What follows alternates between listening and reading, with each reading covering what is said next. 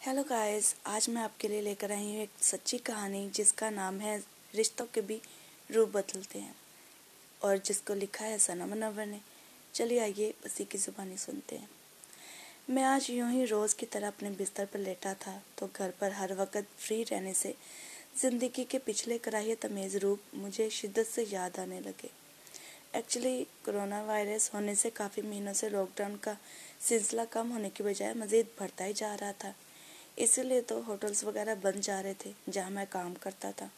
चुनाचे हर वक्त घर में बस एक ही तरह की रूटीन चलती आ रही थी। अपने लवर से फ़ोन पर बातें कर ली, खा लिया, पी लिया या फिर सो लिया। बस यही एक रूटीन मेरी ज़िंदगी में अब रह गई थी। तो इसी तरह से यूं ही मैं आज अपने बिस्तर पर लेटा तो पता नहीं क्यों मुझे वो सारे के सारे बचपन से लेकर अब तक की ज़िंदगी के तमाम गुजरे लम्हे याद आने लगे। तो यूं ही मेरी आंखों से आंसू भी रवां हो गए। बहरहाल मैं इख्तिशाम असलम, वैसे तो मुझे सब प्यार से अनीस कह कर बुलाते हैं। एक्चुअली मैं आंटी शनाज के घर 6 अगस्त 1996 को लाहौर लालपुर में पैदा हुआ था।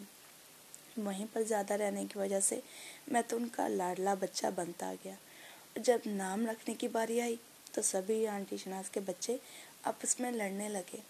मेरी कज़न बहनें तो कहने लगी कि हम उसका अनीस नाम ही रखेंगे, पर मेरा कज़न भाई अमजद तो कहने लगा कि हम इसका नाम वही रखेंगे जो कि न्यू फिल्म दिल जले के हीरो का है, यानी कि इख्तिशाम।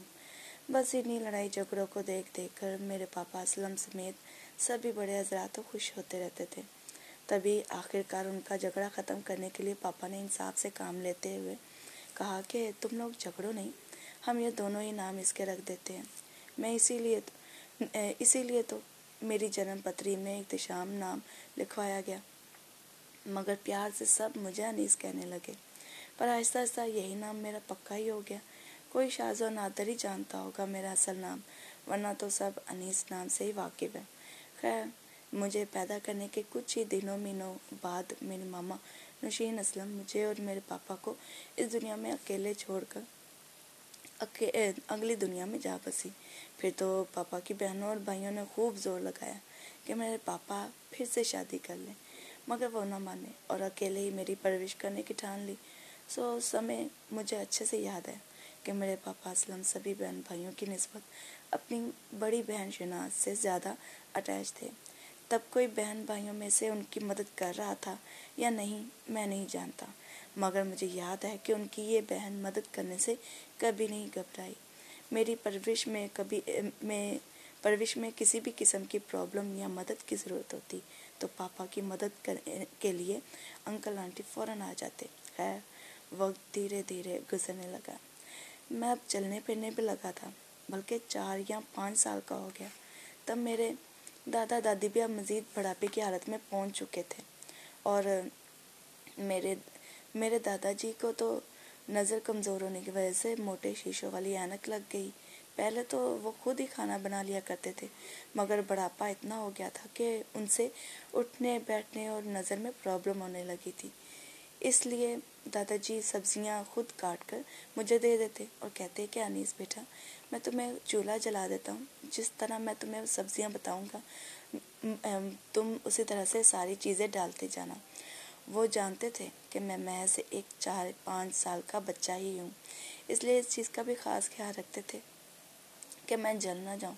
मगर मुझे हैरानी होती कि वो अपनी बीवी हमीदा यानी मेरी दादी जी पर ज़रा सा भी रोब न झाड़ते कि चल हमीदा खाना तैयार कर, और बेचारे खुद ही खाना तैयार करते रहते थे।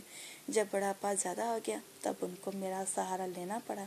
मुझे तो खुशी है कि उस समय अपने दादाजी की ऐनक बनकर मैं उनके पास मौजूद था।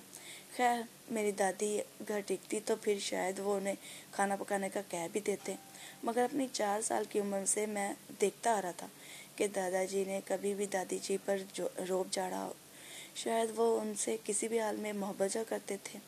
एक्चुअली उनकी लव मैरिज हुई थी, इसीलिए दादी हमेशा अपनी मर्ज़ी करती और अपनी मर्ज़ी से वाल्टन एरिया के तमाम रिश्तेदारों के घरों में बस दनाती ही रहती। इसीलिए दादाजी भी थोड़े उनकी तरफ से रिलैक्स हो जाते थे कि मेरी महबूबा अपना पेट इन रिश्तेदारों के घरों से खाना खा कर भर लेती है, भूखी नहीं रहती। एक्चुअली वाल्टन में सब रिश्तेदारों के घर पास पास जो थे। अलबत्ता मेरे दादाजी को टेंशन थी तो सिर्फ ये कि मेरा बेटा असलम काम से आने वाला है, उसके आने से पहले खाना तैयार कर लिया जाए ताकि मैं, मेरे दादाजी और मेरे पापा असलम आराम से खाने से सैर हो सके। और जब जनाब खाना पकाने से लेकर सफाई सुथराई वगैरह का सारा काम हो जाता तो मेरी दादी जी मुख्तलिफ घरों से सैर करती हुई बस आराम करने की गर्ज से ही हमारे पास आ मौजूद होती। शाज़ो नादरी वो सारा दिन हमारे पास होती थी, वरना तो उनके पाँव घर में टिकते ही नहीं थे। और सफाई का क्या है, वो तो जल्दी हो जाती थी क्योंकि मेरे पापा के हिस्से में से बस एक ही कमरा भी तैयार हुआ था, बाकी की ज़मीन वैसे ही पड़ी थी। सो उसी एक कमरे में हम चारों ही दिन रात गुजर बसर करते रहते थे। हम चारों मेरे पापा के बड़े भाई जमील के साथ ही एक हवेली टाइप ज़मीन में रिहाइश पजीर थे। वैसे कहने को तो बहुत सारे रिश्तेदार थे, मगर कोई भी आगे बढ़ के हमें ना कोई खाने पीने का पूछता और ना ही किसी और चीज़ की ज़रूरत के लिए। मगर आंटी शनाज और अंकल मुनव्वर जो दोनों बहुत ही अच्छे और नेक दिल इंसान थे, उन दोनों से तो हम चारों की गुर्बत वाली हालत देखी ही नहीं जाती थी। इसीलिए दोनों मिलकर हमें तमाम रिश्तेदारों से छुप कर राशन डलवा जाते। एक्चुअली वो दिखावे के तौर पर थोड़ी ना मदद करते थे। खैर, जब कभी बरसात ज़्यादा होने की वजह से हमारे कमरे की छत टपकने लगती तो उसकी मरम्मत के साथ साथ खुद ही मिट्टी से लेप भी करके जाते। तो कभी मेरी सालगिरह खुद उनके बच्चे अपनी पॉकेट मनी से अरेंज करते, तो कभी सरप्राइज हकीका हम चारों को कभी कपड़े नए दिलवा देते, तो कभी पैसे, दवाइयाँ, तो कभी मेरे स्कूल का खर्चा, यूनिफॉर्म से लेकर किताबों वगैरह तक के तरीक़ों से हम चारों को यूं ही इस दुनिया में अकेलेपन का एहसास न होने देते। मगर मजाल है, कभी उन्होंने जताया हो या फिर उनके मुंह से उफ तक का लफ्ज़ निकला हो, उनकी इस बेलौस मोहब्बत से साबित होता है कि इस खुदगर्ज जालिम दुनिया में भी अच्छे इंसान अभी भी बसते हैं। अब खूबियों की बात हो रही है तो मेरे दादाजी कौन से अच्छाइयों में कम थे। नेक दिल, सीधा साधा सा मजाज, हंसमुख, बोले बाले, सब्र और बर्दाश्त तो मानो उनमें कूट कूट कर भरा हो। मैं तो बचपन से ही अपने दादाजी के साथ बहुत ज़्यादा अटैच था। और मेरी दादी जी वो भी अच्छी थी, मुझसे प्यार भी करती थी, लेकिन अच्छाइयों में मेरे फेवरेट दादाजी से मार खा गई क्योंकि वो थोड़ी सी टेढ़ी जलेबी की तरह सीधी, तेज़, होशियार, खुश अखलाक तबीयत की उम्र सीधा औरत थी। बहरहाल अभी मैं 5 साल की उम्र को ही पहुंचा था कि मैंने वाल्टन वाले घर में अपनों के कई रूप देखे। कहने को तो हम अपनों में रह रहे थे, मगर कभी कभी ऐसा लगता जैसे हम किसी अजनबी माहौल में रह रहे हों। वो अगर कोई महंगी चीज़ लाते या खाते तो हमसे ऐसे छुपाई जाती जैसे हम उनसे छीन कर दौड़ जाएंगे। मगर मैंने अपनी उसी छोटी सी उम्र में ही कुछ ऐसी चीज़ें भी देखी वहाँ, जो शायद मैंने आज तक ना किसी किताब में पढ़ा और ना ही किसी बड़ों से सुना। और अगर सुना भी तो मैं यही सुना कि बड़े बुजुर्ग घर में हों तो बरकत का बायस बने रहते हैं। उनकी नसीहत और उनका साया हमेशा घर पर और उस घर के बच्चों पर रहना बहुत ज़रूरी है। और बड़ों बुजुर्गों की इज्जत तो खुदा का हुक्म है, इसलिए उन पर कभी भी मारने के लिए हाथ उठाने नहीं चाहिए। मगर मैंने यहाँ पर सब कुछ उलट ही देखा। ना ही यहाँ पर बड़े बुजुर्गों का अदब लिहाज होते मैंने देखा, और ना ही यहाँ पर अपनों में इत्तेफाक देखा। याद आ कि अगर किसी को गुस्सा भी आ जाता तो अपने बाप पर भी हाथ उठाने से बाज ना रहते। अभी यहाँ जनाब मैं बड़े पापा जमील की बड़ी बेटी महक की बात कर रहा हूँ। तो जब यहाँ पर यह हाल है तो फिर बड़े पापा जमील कैसे बाज रहते। वो कहते हैं ना कि इतिहास दोहराता है। खैर, चाचा जावेद और आंटी शाजिया, मेरे दोनों कज़न शानी फैज़ान तो बाहर जाते थे नौकरी और स्कूल के सिलसिले में, और रह गए सिर्फ घर में सिर्फ पापा जमील और उनकी बीवी मामा रानी, उनकी बड़ी बेटी मैं। जब भी उनको किसी बात पर गुस्सा आता तो मेरे दादा और दादी और मेरे पापा पर गुस्सा उतारते वक़्त हाथ भी होकर उठ जाता तो उस पर ज़रा सा भी नादम ना होते, बल्कि एक हाथ उठाना क्या साहब, खूब डंडों जूतियों वगैरह से, जैसे एक छोटे बच्चे की किसी गलती पर पिटाई होती है, बिल्कुल वैसे ही मेरी नन्ही मुन्नी निगाहों ने उनको मार खाते दर्द से चिल्लाते देखा। ख़ास तौर पर मेरे दादाजी के अल्फाज मार खाते समय अभी भी मेरे कानों में गूंजते हैं कि ओए ना मारो मुझे, मैं मर जाऊंगा। जब जब मुझे ये सीन याद आता है तो न चाहते हुए भी आंखों में से बरसात शुरू हो जाती है। कितनी बेहिसी, इतनी जहालत, ज़ालिमाना दिल। चलो वालिदैन होने के नाते लिहाज अदब नहीं रखना तो ना रखो, पर इंसानियत के नाते तो एहसास और लिहाज करो। ज़रा सा भी खुदा का खौफ महसूस नहीं हुआ उन्हें। खैर, वहाँ लड़ाई झगड़े तो डबल ट्रिपल होते ही रहते थे। फिर कुछ दिनों महीनों बाद घरेलू मसले होने की वजह से वाल्टन वाला पूरा घर बेचकर तीनों भाइयों के जितने पैसे बनते थे दे दिए गए। तब तो मेरे पापा के पास बहुत अच्छा मौका था इन सब से अलग एक घर लेकर रहने का। मगर मेरे पापा ने दोनों भाइयों के साथ ही ये सोचकर घर लेने में अपने हिस्से के पैसे भी शामिल कर दिए कि मेरे बड़े भाई जमील की बड़ी बेटी महक है, सब लोग तो अपने अपने काम काज वगैरह पर चले जाएंगे, तो ये बेचारी घर में अकेली रह जाएगी। वैसे भी आजकल हालात कितने नासाज से चल रहे। मेरे पापा ने तो नेकी करनी चाहिए इनके साथ। मुझे लगता है यही चीज़ सोचकर उन्होंने गलती कर दी। इतनी मार खाने के बाद भी उनकी बेलौस मोहब्बत कम ना हुई। खून के रिश्ते में जो वो गिरफ्तार थे इसीलिए, और वैसे भी खोट उनके दिल में था, हम चारों के दिलों में थोड़ी था। इसीलिए पापा की सोच की इज्जत रखते हुए उन्हीं के साथ रहने के लिए तैयार हो गए हम। मगर जमील साहब ने तो सियासत खेली, अपने हिस्से के पैसे कुछ कर्जा वगैरह उतारने में फ़ौरन इस्तेमाल कर लिए, तो रह गए सिर्फ दो ही हिस्से, चाचा जुवेद और मेरे पापा असलम के। तो उन्हीं दोनों ने मिलकर मेलटाउन में घर ले लिया और साथ में अपने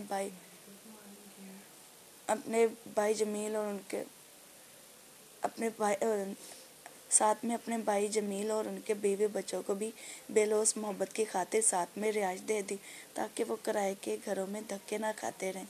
पर वाल्टन के घर में बेशक झगड़े बेसुकूनी थी,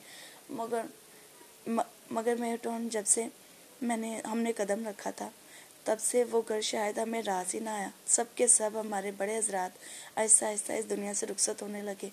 खैर, शुरू के दिनों में यहाँ पर आके सबके रंग ढंग और बदल गए। वक्ती तौर पर हम यहाँ टाइम पास करने के घर से मीठी छुरी सब के सब अचानक से बन जाते।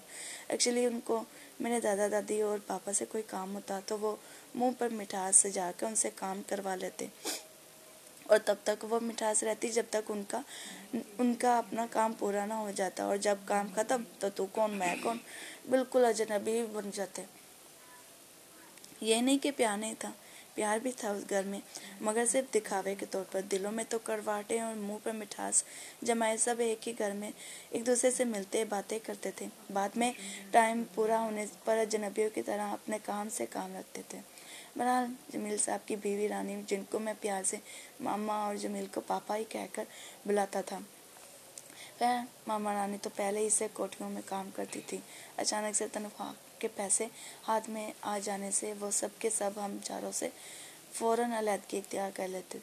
तब एक अजीब सा ही गुरूर या फिर सीधे मायनों में अपनी आंखें माथे पर चढ़ा लेते थे और खुद मस्त मुर्ग मसाले की तरह के खाने नोश फरमाते रहते थे। पर हम चारों अगर उनके पास से भी गुजर जाते, तब भी वो हमें खाने का ना पूछते, ना ही शर्म एहसास नाम की चीज़ आती कि हमारे सिर्फ दो ही तो बुजुर्ग हैं जिनको खुराक की बेहद ज़रूरत है। उन्होंने हमें पैदा किया, जाने कितनी मुश्किलें सहकर हमारी परवरिश की होगी। हमें तब उन्होंने एक बार भी अकेला ना उन हालात में छोड़ा, और अब हमारी बारी है। अगर उन्होंने खाना नहीं बनाया तो उनको पूछ ही लें कि क्यों नहीं बनाया खाना वगैरह, मगर इस तरह की भी सोच उनके ज़हन में आती ही नहीं थी। हमारे पास अगर राशन या फिर चंद पैसे आते तो खाना बनाकर खा लेते और खा कर ही सोते। अगर नहीं कुछ होता ज़्यादा तो फिर भी खुदा का शुक्र अदा करके सो जाते। पर मुझे तो अफसोस होता था दिल ही दिल में कि ये हैं हमारे अपने, जो लालच, खुदगर्जी, मतलब परस्ती में नंबर 1, किससे किस तरह से काम निकलवाना है ये तो कोई इनसे सीखे कि तनख्वाह के पैसे से मौज मस्ती मनाते रहते। जब लक्ष्मी बाई ख़त्म तो फिर से मीठे करेले बनने का नाटक शुरू हो जाता। बस जनाब, इसी तरह की चीज़ें देख कर मैं अपनी 5 साल की उम्र में ही अपनों की हरकतों ने मुझे वक्त से पहले मैच्योर बना दिया। वक्त इसी तरह के माहौल में धीरे धीरे रेंगने लगा تو آخر کار میں 9 سال کا ہو گیا، اور پڑھائی بھی میں نے کچھ گھریلو مسائل کی بنا پر چھوڑ دی، کیونکہ ساتھ میں پارٹ ٹائم جاب بھی کر رہا تھا نا، کوئی اور ہنر تو میرے پاس تھا نہیں، بس اپنی عمر کے حساب سے ایک ہی ہنر میں پرفیکٹ سے پرفیکٹ ہونے لگا تھا، بلکہ جیسے جیسے بڑا ہوا تو مست کھانے بنانے میں ماہر بھی ہو گیا۔ مگر میرے دادا جی اب اکثر بیمار رہنے لگے تھے، اچھی خوراک نہ ملنے کی وجہ سے ان کی صحت بھی گرتی جا رہی تھی، بالکل سوکھ کے کانٹا ہوتے جا رہے تھے۔ مگر میرے دادے پر ان لوگوں کو ترس نہ آیا، ان کی ان حرکتوں سے میرے سر پر سے دادا جی کا سایہ ہی ختم ہو گیا۔ کبھی کبھی تو مجھے شدت سے اپنے دادا جی کی یاد ستاتی کہ آج انہی کی بدولت میں ہر طرح کے کھانے بنانے میں مست ماہر ہو گیا، کہ آج خیر مجھے یاد ہے کہ جب بھی مجھے تنخواہ ملتی تو میں اپنے پیسے چھپا کے جمع کرتا رہتا تھا، جس میں سے میں اپنی ضرورت کی کوئی نہ کوئی شے خریدنے کے ساتھ ساتھ اپنے باپ کا خرچہ، دوائیاں وغیرہ خریدنی ہوتی تو خرید لیتا۔ مگر افسوس وہ سب لوگ میری غیر موجودگی میں میرے بیگ میں سے میرے سارے پیسے چوری کر لیتے، تب مجبوراً مجھے اپنے جمع کرنے والے پیسوں کا ٹھکانہ تبدیل کرنا پڑتا۔ اسی طرح وقت دھیرے دھیرے پھر گزرنے لگا تو میں پورے 10 سال کا ہو گیا۔